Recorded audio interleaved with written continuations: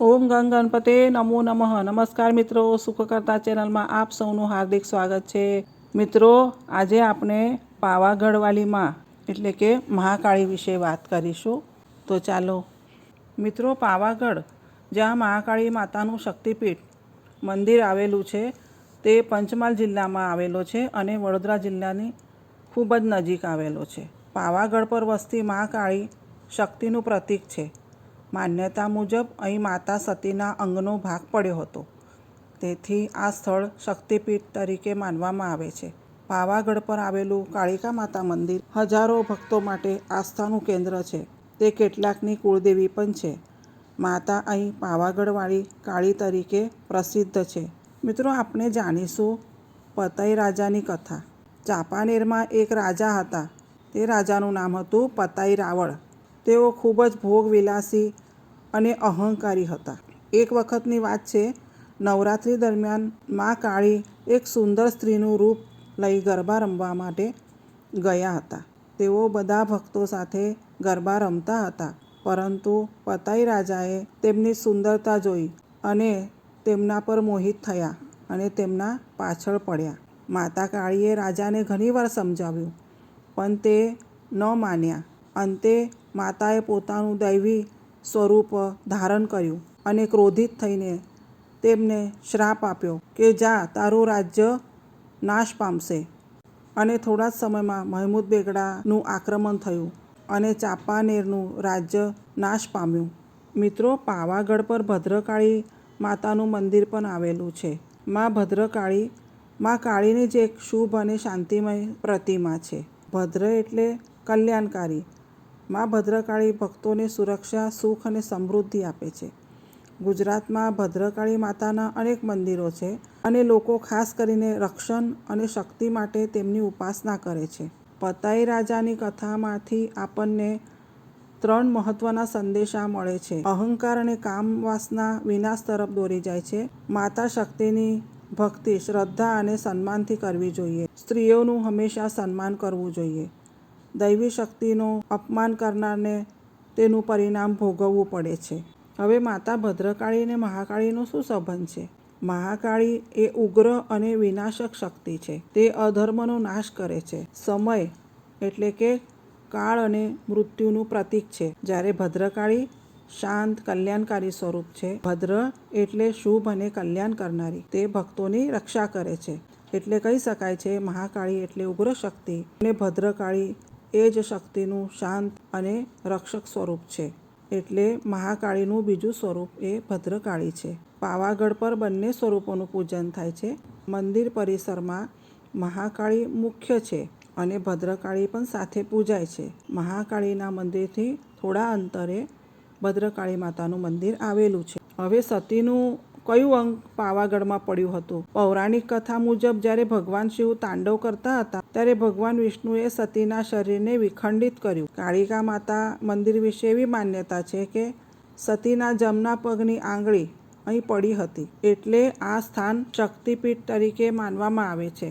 અન્ય માન્યતાઓમાં જમણું પગ પણ કહેવામાં આવે છે, પણ મુખ્ય માન્યતા એવી છે કે પગની આંગળી જ પડી હતી.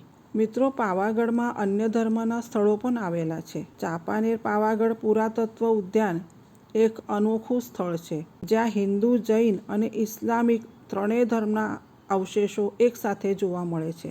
ઇસ્લામિક સ્થળોમાં મસ્જિદો એટલે કે જામા મસ્જિદ, જે મહંમદ બેગડાએ બનાવેલી ઇન્ડો-ઇસ્લામિક આર્કિટેક્ચરનું સુંદર ઉદાહરણ છે. હિન્દુ જૈન શૈલીનો પણ પ્રભાવ જોવા મળે છે. બીજી છે લીલા ગુંબજની મસ્જિદ. 15મી સદીની ઐતિહાસિક મસ્જિદ છે. હાલ હેરિટેજ સ્મારક તરીકે સંરક્ષિત છે. કેવડા મસ્જિદ કુદરત અને આર્કિટેક્ચરનો સુંદર સમન્વય, ગુંબજ અને મિનારાઓથી સુશોભિત છે. હવે આવે છે જૈન ધર્મના સ્થળો. પાવાગઢ પર ઘણા પ્રાચીન જૈન મંદિરો પણ છે. પાર્શ્વનાથ અને ચંદ્રપ્રભુ જેવા તીર્થંકરોને સમર્પિત છે. એક સમયે પાવાગઢ મહત્વપૂર્ણ જૈન તીર્થસ્થળ હતું. સૂફીની દરગાહ. કાળિકા માતા મંદિર નજીક સદાનશાહ પીરની દરગાહ પણ હતી. પહેલા મંદિરના ગુંબજમાં જ હતી, હવે નજીકમાં ખસેડવામાં આવી છે.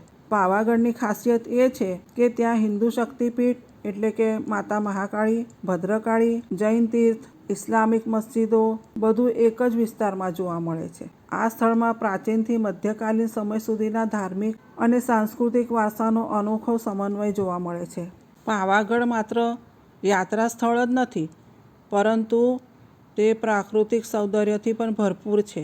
તેમાં ઊંચા પર્વતો, લીલા જંગલો, ઠંડુ વાતાવરણ, ભરપૂર પ્રકૃતિ, વરસાદી ઋતુમાં હરિયાળી અને ઝરણા ખૂબ સુંદર લાગે છે. સૂર્યોદય અને સૂર્યાસ્તના અદ્ભુત દ્રશ્યો જોવાલાયક હોય છે. ટ્રેકિંગ અને કુદરત પ્રેમીઓ માટે તે ઉત્તમ સ્થળ છે. આ વિસ્તાર ચાંપાનેર પાવાગઢ પુરાતત્વ ઉદ્યાનનો ભાગ છે, જ્યાં કુદરત અને ઇતિહાસનું સુંદર સંમિશ્રણ જોવા મળે છે. યાત્રીઓ માટે યાત્રા સુગમ રહે તે માટે પણ અનેક સુવિધાઓ કરવામાં આવી છે. પાવાગઢમાં રોપવે સુવિધા છે, જે થોડી જ મિનિટોમાં પર્વતની ટોચ સુધી આપણને પહોંચાડી દે છે. વૃદ્ધો અને બાળકો માટે ખાસ અનુકૂળ આવે છે. રસ્તા અને પગથિયા પણ સારા બનાવવામાં આવ્યા છે. રોડ સાથેની કનેક્ટિવિટી પણ સારી છે. પર્વત ચડવા માટે પથ્થરના પગથિયા જે બનાવવામાં આવ્યા છે તે પણ સુગમ છે. વચ્ચે આરામ અને બેસવાની વ્યવસ્થા પણ કરવામાં આવી છે. ત્યાં ધર્મશાળાઓ અને હોટેલ્સ પણ ઉપલબ્ધ છે. ભોજન માટે નાના મોટા સ્ટોલ્સ આવેલા છે. પાણી અને પ્રસારણ અને સુરક્ષાની વ્યવસ્થા પણ કરવામાં આવે છે. નવરાત્રિ દરમિયાન પાવાગઢમાં ખૂબ જ ભવ્ય માહોલ હોય છે. કાળિકા માતા મંદિરમાં વિશેષ પૂજા અને આરતી કરવામાં આવે છે. લાખોની સંખ્યામાં ભક્તો માતાના દર્શન માટે આવે છે. રાત્રે રાસ ગરબાની રમઝટ બોલાય છે. મંદિરને સુંદર રીતે લાઇટિંગ અને ફૂલો વડે સજાવવામાં આવે છે. નવરાત્રિ દરમિયાન તો ત્યાંની શોભા કંઈક ઓર જ હોય છે. ભક્તિ અને ઉત્સાહમાં કાળિકા માતાનો ભક્તો જય ઘોષ બોલાવે છે. આખું પાવાગઢ ભક્તિમાં રંગાઈ જાય છે. ખાસ કરીને અષ્ટમી અને નવમીના દિવસે ભારે ભીડ જોવા મળે છે. આમ તો બારે માસ ભીડ હોય છે, પરંતુ આ દરમિયાન વધુ ભીડ હોય છે. પાવાગઢમાં તમને કુદરતી શાંતિ, આધ્યાત્મિક શક્તિ, ઉત્સવોનો આનંદ, આ ત્રણેયનો સમન્વય જોવા મળે છે. પાવાગઢની યાત્રા ફક્ત એક દિવસમાં પણ પૂર્ણ કરી શકાય છે. જેમને નજીક પડે છે તે એક દિવસમાં પણ પૂર્ણ કરી શકે છે. મિત્રો, વિડીયોના સમાપન વેળાએ મહાકાળી માતાના ગરબાની 2 કડીઓ તો ગાવી જ પડે. તો ચાલો. કાળી રમે ભદ્ર કાળી રમે, પાવાની દેવી મહાકાળી રમે. કાળી રમે ભદ્ર કાળી રમે, પાવાની દેવી મહાકાળી રમે. તું તો કાળી ને કલ્યાણી હો માં, જ્યાં જુઓ ત્યાં જોગ માયા. તું તો કાળી ને કલ્યાણી હો માં, જ્યાં જુઓ ત્યાં જોગ માયા. મા તું પાવાની પટરાની ભવાની માં, કાળિકા રે લોલ. મા તું પાવાની પટરાની ભવાની માં, કાળિકા રે લોલ. પાવલી લઈને હું તો પાવાગઢ ગઈ તી, પાવલી લઈને હું તો પાવાગઢ ગઈ તી. પાવાગઢની મારી મને દર્શન દે, દર્શન દે. નહીં તો મારી પાવલી પાછી દે, નહીં તો મારી પાવલી પાછી દે. પાવલી લઈને હું તો પાવાગઢ ગઈ તી, પાવલી લઈને હું તો પાવાગઢ ગઈ તી. પાવાગઢ વાળી મને દર્શન દે, દર્શન દે. નહીં તો મારી પાવલી પાછી દે, નહીં તો મારી પાવલી પાછી દે.